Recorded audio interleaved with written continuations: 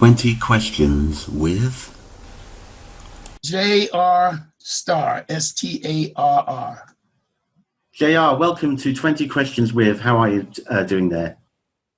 Well, I'm doing quite nicely now that I'm talking to you. Right. 20 random questions for you, JR. Brace yourself. I hope you're ready. Yeah. Right. Here's your first one. What is your favorite animal? My favorite animal is my doggie. Oh, lovely. What kind of dog have you got? That's Snowflake. If I call her, she'll come in here and I'll put her on the camera. What kind of dog have you got? It's like a little mutt. Hey, Snowflake, come here. Hey, Snowflake, come on. But anyway, come here, girl. Come on, Snowflake. Yeah, she's in there barking now. Like, what do you want? What do you want? I want you, goddammit. Get your ass in here. She may come in a little bit later, so we keep going. Oh, that's lovely. What was your best subject at school? My best subject at school was I was an artist. I love to draw and paint and make T-shirts and sculptures stuff. I was into the arts. Do you still paint now? And no, I haven't painted lately. I've been painting with verbs. I mean, with words, not verbs, with words. Yeah. Like in profession. That's the new art that I'm into now. If aliens landed outside your house, what would be the first thing you'd say to them? I'd say, welcome to America. Welcome to Earth. That's what I do with everybody I don't know. I don't know what they are until they got to show me something. I don't go on what other people say about something. I want to go on what I see for myself. Yeah. Yeah. That makes sense. Like you, I don't judge you. I judge you after we get to talking. That's all right. I'll just steady myself for that bit then. Right. Yeah. Okay. I might need a drink before. Yeah, but I love Martians, so I don't care what anyone says. I love Martians. Okay.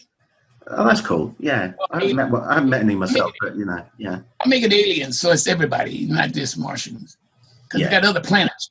Yeah. Oh yeah, absolutely. Yeah, that's another story. Yeah.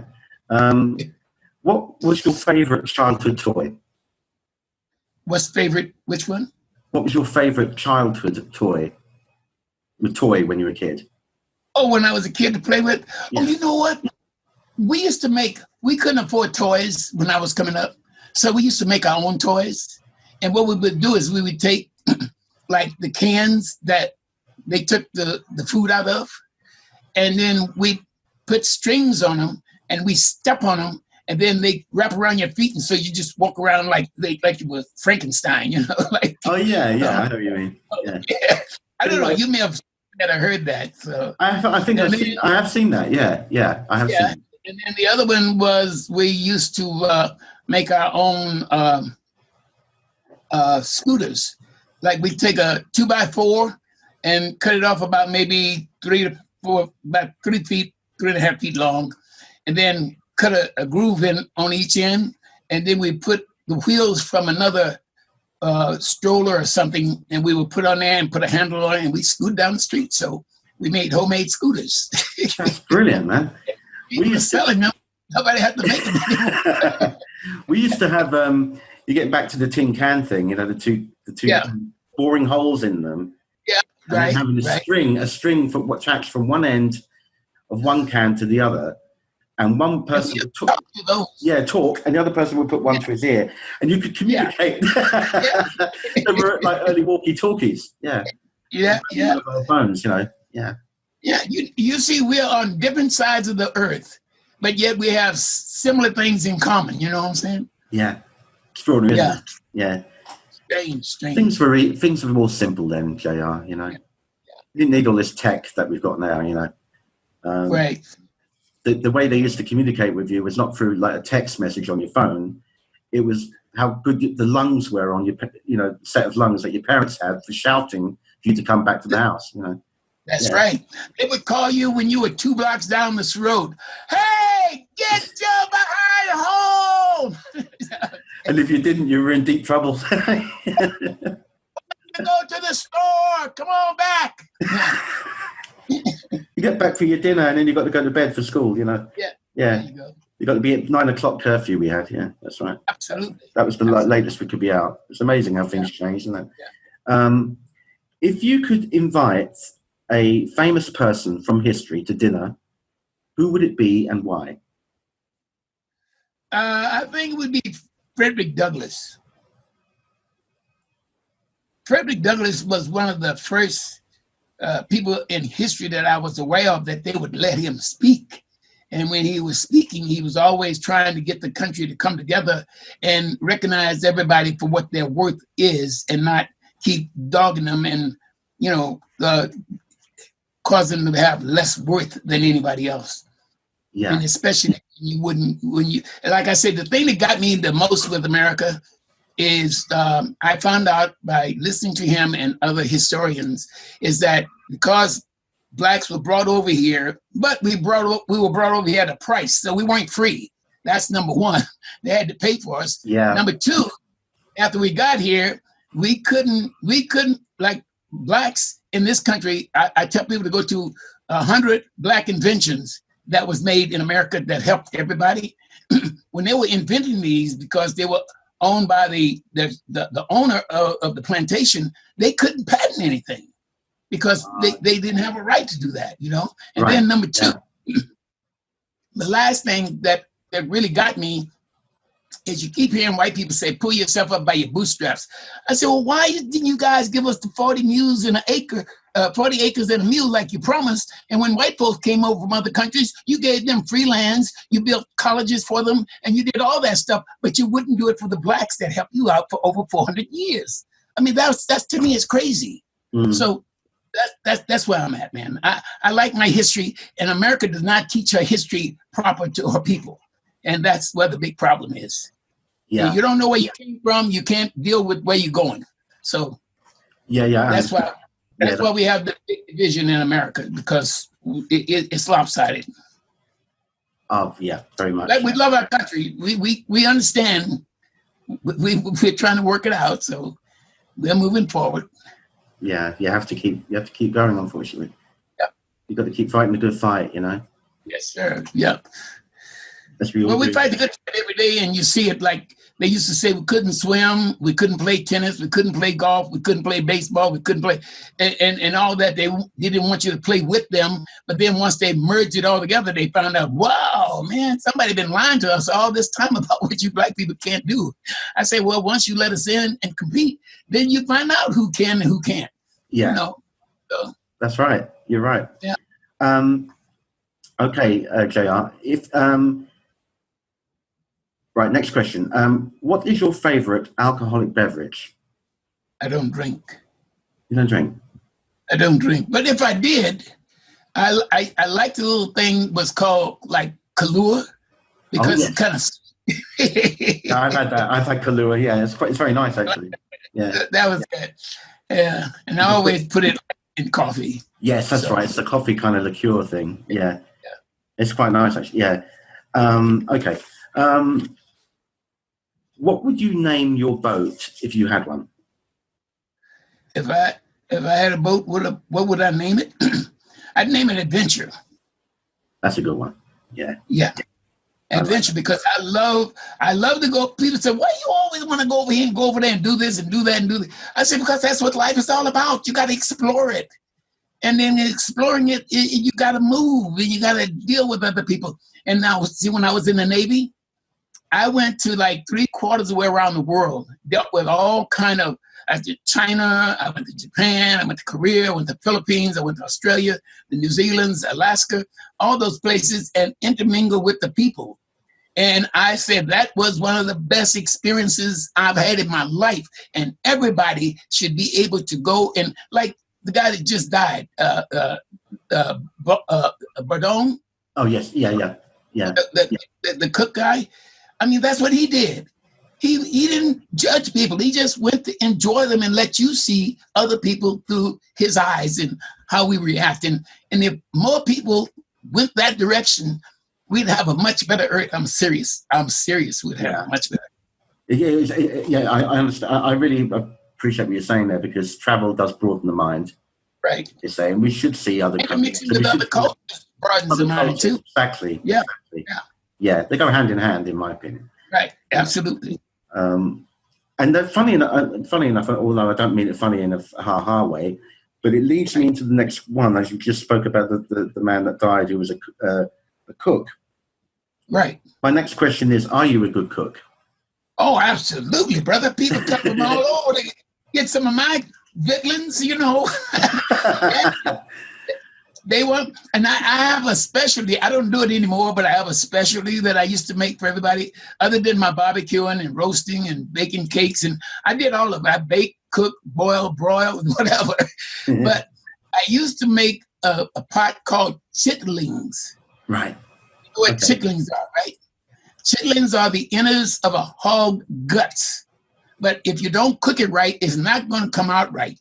Yeah. So once you get it, you got to strip the inline, which is the inner lace of what it's held together. Is it the stomach, you mean? The stomach? No, not the stomach. The guts. The guts. Where all the poop came out. You take that and you strip it, because it has a membrane on it.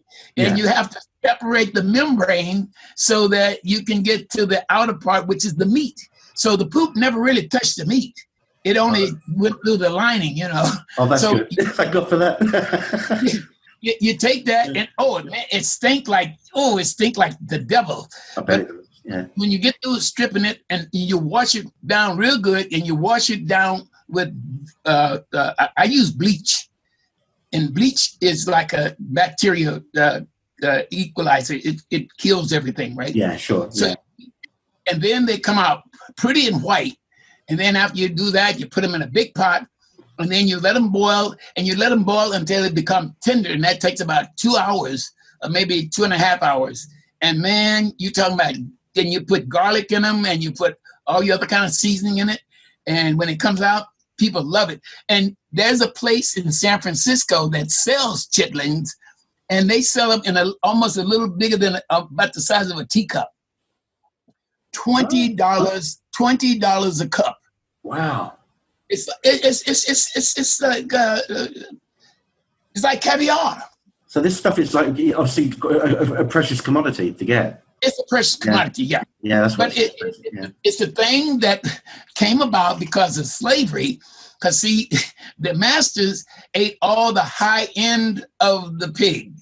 Yeah. And the help got the low end, like the hooves and the ears and the tail and the guts, and they didn't want to have. Yeah. Right? But you know what? I got to studying history, and I said, you know what? And looking at animals, and guess what? Animals, the first thing they want to eat when they kill something. What's the first thing they want to eat? Is it the liver? The innards, period. The innards, yeah. All the innards. They want the innards. I don't know why, but we want the outers. Like the innards. And animals, they go right for the innards, man. Must be something very attractive to them for that. Well, that's where all your nutrition goes, you know, and then it separates out into the body. So that's right. All the absorption, all the vitamins go there, and the blood's there, and so all that all the flavor, you know, is in there. I guess. It all out to the rest of the body. Yeah. When did something start out badly for you, but in the end it turned out great? I would say going to an all-white neighborhood. Going to an all-white neighborhood, because when I was coming up, they kept you separated. See, they had a cluster over here for, like in other cultures, they have one group that live over here, and one group live over there, and another group live back there, and they never mixed because they had everything they needed in each one of their own settings. So they didn't have to worry about going out and dealing with you. So my biggest thing was when I went, because my grandfather was white. So because of that, I had the inners of working with them where they didn't have blacks in their business where they could work with blacks. So that was, and it all turned out great. And I always like to neutralize people. I got a picture that I think I'm going to send you, where I had a confrontation with the KKK, and it won an editorial prize for a pictorial thing, and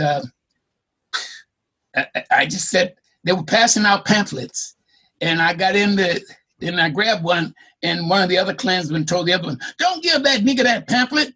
I said, "Well, I'm going to read this one." So when I got through reading it, I said, "See, that's what you guys' problem is. You're out there disseminating lies." I said, "You're trying to say all black people are on welfare and all black people are getting food stamps." I said, "And if you put it all together, sir, you know what percentage we are in this country of everybody that's here? We are 1/5, and we're not bigger than 4/5. So if all of us was getting food stamp and all of us was on welfare, we still would not number you white people because you're a greater number than we are." Yeah. That was just simple math. It's true. It's true. Yeah. Yeah. Where are some unusual places you've been to? No, I just told you the most unusual places is everywhere that I had never been before, which was, like I told you, Alaska. Damn near froze my behind off. I went to the Philippines. And in the Philippines, one of my experiences was you go to the bar and they had these eggs sitting on the bar, right? And you can eat the egg while you're drinking your beer. Yeah. So I saw one guy pop it open, and all this blood and these feathers and little chicken was in it. I said, "What is all that?" They said, they call it a balut. I said, "I never want a balut." And they take them just before they hatch. They pull them away from the warmth so that they would die in the egg. And that was straight. Then when I went to Hong Kong, I had my Navy buddy. He said, "I'm going to treat you to lunch." I said, "Okay." So he treated me to lunch, and we were sitting there, and he started questioning me. He said, "What kind of things you eat or wouldn't eat, you know?" And he said, and he started naming off different things, and I'll eat this, I won't eat that. He said, "Well, what about squid? Or what about octopus?" I said, "Oh man, I'd never eat one of them slimy things." He said, "Oh yeah, that's cool." So the man brought the dinner because he ordered it, and then we got to eating. And when I finished eating, he said, "What do you think of your dish?" I said, "Oh, my dish was great." I said, "I'll have another one of those." He said, "Well, do you know what you just finished eating?" I said, "No, what was it?" He said, "It was octopus." It was great. You liked it, yeah, yeah. Said, "Give me another bowl of that yourself, man." And then when I was in Australia, I had a lovely time with all the whites, because during that time, they all wanted to talk to me about the black and white relationship in the States, right? And my white counterparts, they got mad because all the girls wanted to deal with me. So I said, "Hey, you know, that's the way life is." And so those are the kind of experiences that I've had by traveling around. Going to Mexico, same thing. Yeah. Yeah. That's lovely, man. What are your favorite musical artists or bands? My favorite musical artist, Ray Charles is my number one. Yeah.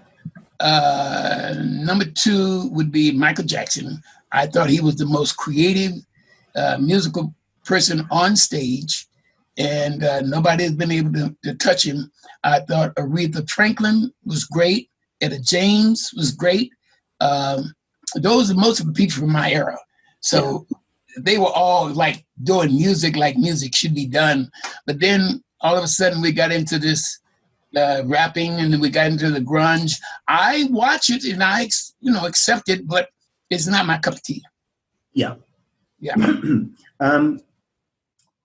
When was the last time you immediately regretted something you said?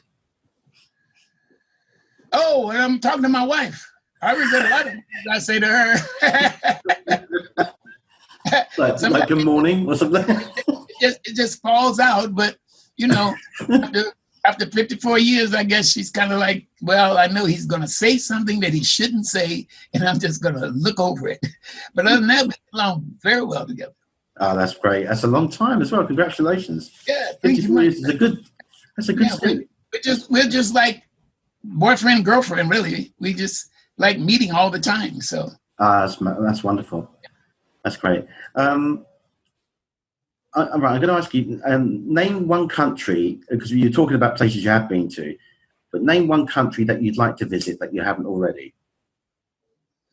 The one country, I would like to go to South America. And my number one really is I want to go to Africa. I want to see where all of our beginnings started. Yeah. And take a tour and do like President Obama did. He went to the gate of where we was sent off to other countries. So that I would like to go and see all that. That would be a real mind opener for me. Oh yeah. And the other thing too, because I've been doing some travelogue stuff, is that when you go to these other countries, nobody talks about how developed these people are. There are countries over there that are well developed.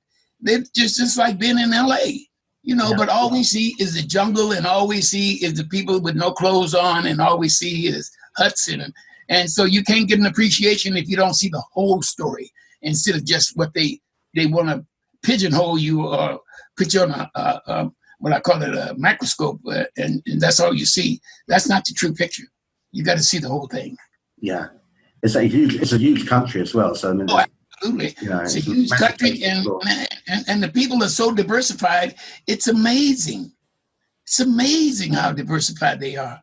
I mean, from the lowest to the highest. That's what you see when you go and explore the country, and not just select a certain place you want to go to set up an image. Yeah. Yeah. What's the best piece of advice that you've ever been given? Never give up. No matter how rough things get, how bad things look, don't give up. And I say that's why most people, I think, commit suicide and stuff, because they've given up. They figure they've tried everything. They've got all the money in the world. They got all the fame in the world, and then they still go out and knock their own lights out. I can't understand that. I really can't. So that's it. Never give up. And people tell me, well, when are you going to stop working being 81 years old? I say, I'm going to stop working when they do this to me. Yeah. Yeah. I got you. They close my eyes. They fold my arms. That's when I stop. That's it. Yeah. Life is too valuable to stop. I mean, I can't see people just sitting around, don't want to do anything because somebody told them you were retired. Retired from what? I mean, they give you a span to work, but that doesn't mean that's the end of the world for you. You can go out and create something else. Yeah, yeah. Yeah, so never give up, brother. That's good advice, man. That's good advice. Yes, sir. Do you think that dreams have meanings? If you can dream, yeah. I can't wake up and say, I dreamt this and I dreamt that, or I saw this or I saw that. But I think once upon a time, about maybe 30 years ago, I took some of that mind-altering drugs, like I think it was either psychedelics or something like that. But I took it and I went home and I drove home under it and didn't run into anybody. Got home, fell out into bed, and the next thing I know is that I was just out into space, dealing with all the planets and just roaming around like some kind of a what they call them, asteroid. I had no direction. I was just out floating, and I enjoyed it until I came down. So that was the most, yeah. That's pretty amazing. Yeah. Yeah. Yeah, I've never done that, but yeah, that's. I've certainly had some. Only did it that one time though. I haven't done it since because it was too scary for me. After I found out what I did, and everybody told me what I had done, because I didn't remember any of it, and I said, no, never again. I always want to be under control of myself and what I'm doing. Yes. Yeah. Yeah. Okay. Do you have a party trick? And if so, what is it? A party trick? Yeah, the only party trick that I know of that I do is I go around and I do the red fox on you. I turn into Red Fox real quick, dummy.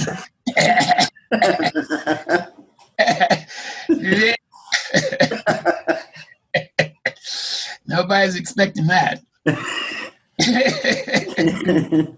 Yeah. How ambitious are you, JR? Very ambitious.